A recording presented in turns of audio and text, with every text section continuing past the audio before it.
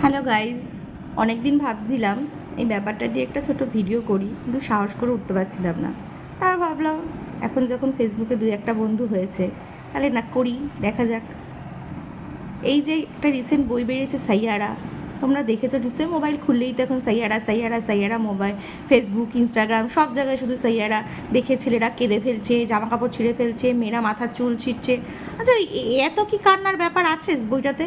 আমি তো বইটা যে ট্রেলার দেখলাম, আমার তো এত কিছু মনে হলো না। ভাই, আমাদের সময় কিন্তু এর থেকে আরও অনেক ভালো ভালো সিনেমা এসেছে। চিরদিনই তুমি যে আমার, প্রেম আমার, এইসব বইগুলো দেখলে ওরা কী করতো? আমাদের কী করা উচিত ছিল? ওরা দেখে তোমরা মরে যেত হলের মধ্যেই। আমাদের কি করা উচিত ছিল? একে অপরের চুল ছেঁড়া উচিত ছিল।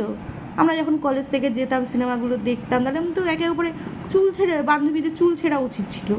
হ্যাঁ, খারাপ লেগেছে, ভালো সিনেমাগুলো কষ্টের একটুখানি হয়তো চোখের জল বেরিয়েছে, কি এরম কেউ করেনি।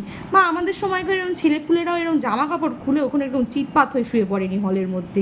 কি দেখাচ্ছে? শুয়ে পড়ছে, কেউ স্যালাইন নিয়ে যাচ্ছে, কী করছে ভাই? কী এইসব? ন্যাকামোর একটা লিমিট আছে। এদের ন্যাকামোর লিমিট তো ক্রস, মানে কোথায় কোথায় চলে যাচ্ছে, আর পারা যাচ্ছে না। শুধু ফোন খুললে সাইয়ারা সাইয়ারা সাইয়ারা।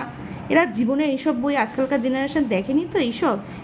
এরা তো সবাই ন্যাকা ন্যাকা বইগুলো দেখে অভ্যস্ত, তার জন্য এইসব বই দেখে এরা নিতে পারতাছে না, বুঝছো?